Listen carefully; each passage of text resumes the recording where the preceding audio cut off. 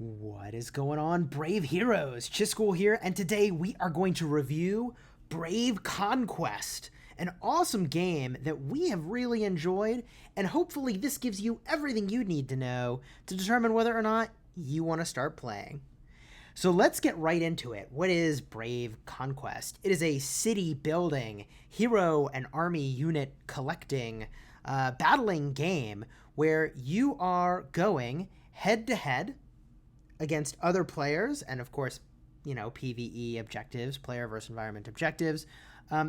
And I have really enjoyed a number of aspects of this game. We're going to walk through those. Now, the first thing we need to talk about, and that you'll notice, is that we've got a city here. And you're building lots of different structures that give you different benefits. And much of this feels similar to Rise of Kingdoms, a game that we've been playing really extensively. Each of these buildings serves a different purpose, and that ranges from providing you resources, to providing you speed ups, to providing you buffs, to a very interesting sort of crafting system and a quest system that lives within the game, which we'll show you a little bit toward the end of the video. The thing that I want to get right into is why you're building this city, which is to go and smash other players. There's a bunch of different modes where you can go and do that. We're going to show you the arena, which is just one such mechanism within the game. Now, within the arena, you select different opponents who have different heroes, different units in their army, and you pick one that you think you can beat. After you've beat a bunch of them, you get chests, and you can do this periodically for lots of goodies. As of the last I checked, it was every 10 hours you get a refresh on this chest over here. So let's go in. We're going to pick this enemy that's relatively easy to battle and show you what this looks like. This is the core battle screen inside of Brave Conquest. And from within here, you can choose what different units you want to bring to the battle. Those units include basic troops, and also heroes. I've got a couple of them. Now I can move them around, sort of like chess pieces on the board, have different configurations for these preset. But most importantly, when I go in to edit my formation, I can choose from among my heroes, from among the army troops that I've collected, and the spells that are available to me. So right now I'm using a number of different troops here. A bunch of these troops are available to me, and I have collected just a fraction of what's in the game. We're going to just go back and put this unit back in, stick with what I've got here. Just to give a sense, we've got 2 tanky frontliners that can stun. We've got 3 high DPS archer units in the back, and 1 unit offering healing coverage to the units that are in my army here. The heroes do lots of different things, have lots of different abilities. We'll show you those in just a second, and similarly, there's a whole bunch of spells you can choose from to level up and power up. So when we go in and we do combat, we're going to configure our troops in a way that we think is somewhat optimal, spreading them out a little bit so that I don't get hit by too many effects all at once, and let's just show you what combat looks like. Here we go. We're going to charge on in. The enemy's using their ability. We're now going to use the special of Rosalia, which is a cone-style attack, damaging everybody in that area, doing savage damage. We're also going to use the Ice Queen to rain down hail on the enemy heroes. We're going to take an opportunity to use this spell, I believe it's Tornado, to spin these guys up, stunning them, and okay, so maybe this was an easy opponent. Let's pick a harder one. The 3 stars we get contributes to the quality of our chest. We get some goodies. And, bada boom, we can open up that little chest on the bottom there. So let's pick a tougher opponent. This one, I don't know, they might beat me. Let's see how this goes. His opponent is using pirate warriors, a lot of them. And they've got a tanky frontliner and someone in the back who offers, I believe, some amount of control. So let's go in. And we're going to spread out our front line a little bit. I actually do want the enemy to focus into one area, and this is one key part of the game, is controlling where your enemy goes based on where you position your own units. I think we'll swing it like this and just show you the combat, and we'll see what happens. So here we go, charging in. Hero abilities line up. We're going to use Rosalia's ability, and it looks like the enemy used their ability before we could interrupt it, which is really powerful, stunning all of my frontline troops. We're going to drop in more AoE, but our frontline is actually getting worked really hard. We're going to drop a freeze just to offer some amount of relief to the front line. We're going to save our last tornado here, but Rosalia's specials back up. Pop that. Ice Queen, let's work on those pirates. We're going to wait and see for their main hero to use a special. We'll try to interrupt it using a tornado here. Oh, it looks like we're burning him down just fine. Easy. We got this.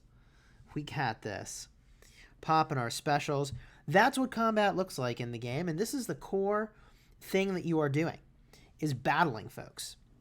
Now, along the way, there's a bunch of stuff that you do within your city. PS will collect these goodies. Woo! We got a number of things here. We got gold. We got metals, which is used to level up our troops. We've got stones, which are used to make buildings. Experience, which levels up our own level. Silver keys, which are used to open up chests for goodies. We'll show you that.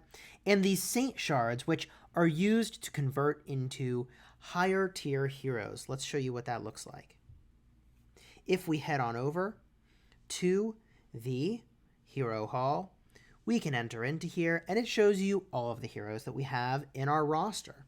Now, the color indicates the rarity. The rarity is sort of leveled up based on having those shards I was describing to you earlier. It takes 10 of those shards to convert into 1 for a specific hero, and the higher tier they become, the more of those you need. So at the blue tier, you need 50 to get up to the epic tier. The green tier requires 15 to get to the blue tier, and the base tier requires only 5 to level up. Now, as you level them up, you get different skills that become available to you, and also as you put more shards into them and as you increase their rarity, the effect of those skills is increased. So there's very much a hero collection game going on here.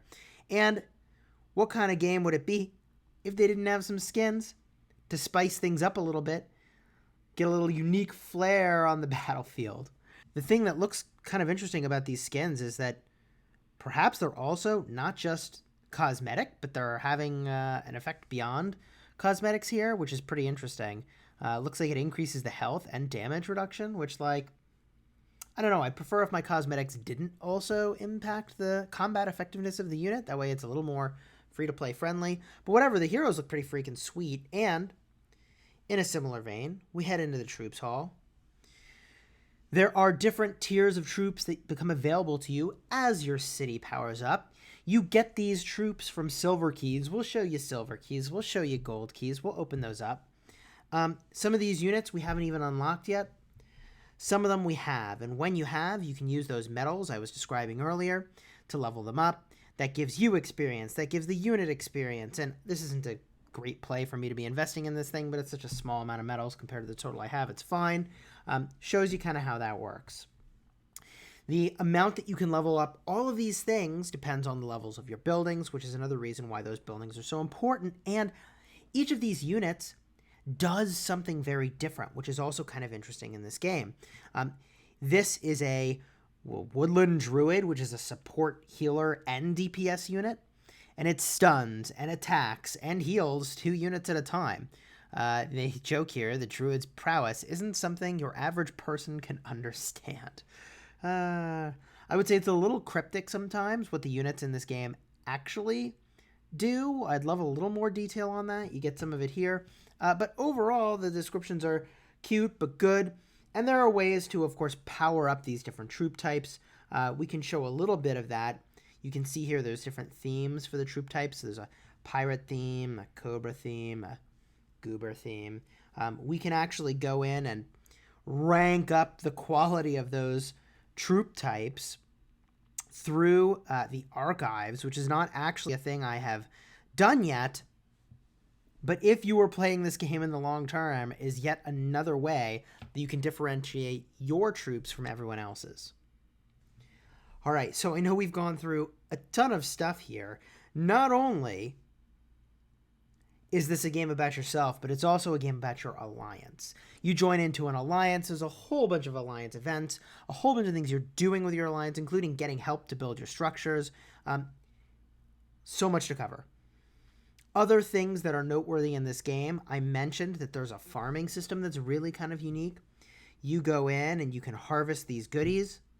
You can also hunt things on the map for gems.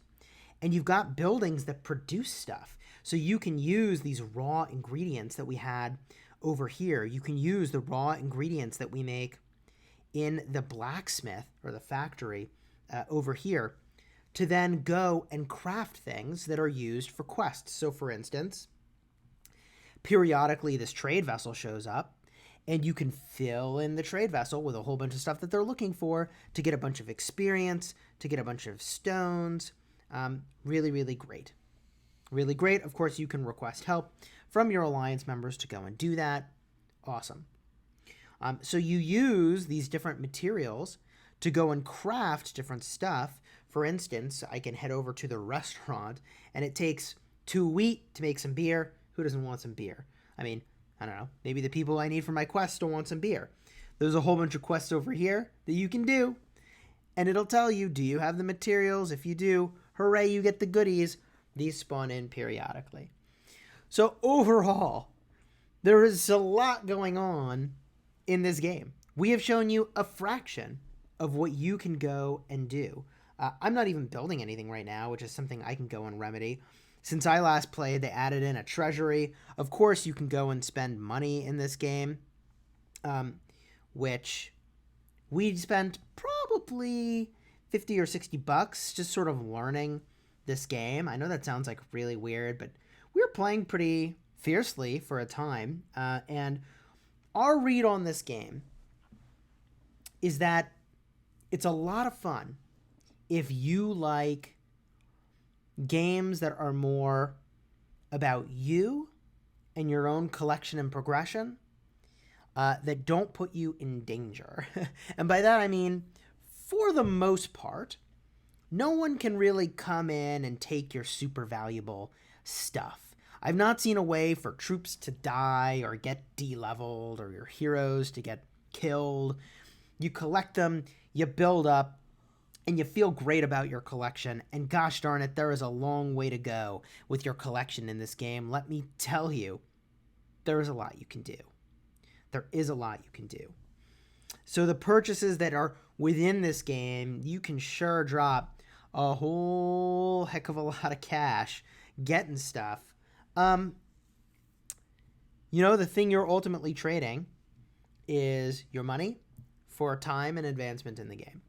I think most things you can obtain in a free-to-play way from these chests. I don't think there's anything too exclusive here. Maybe some of these skins that are now available might be sort of tricky to get in other ways, but overall, I feel like spending gave me a pretty good edge that mattered a fair amount, but was not prohibitive, because ultimately you face people of relatively even power in places like the arena, in places like the expedition, which is just like the arena, but you take a small amount of loot from folks.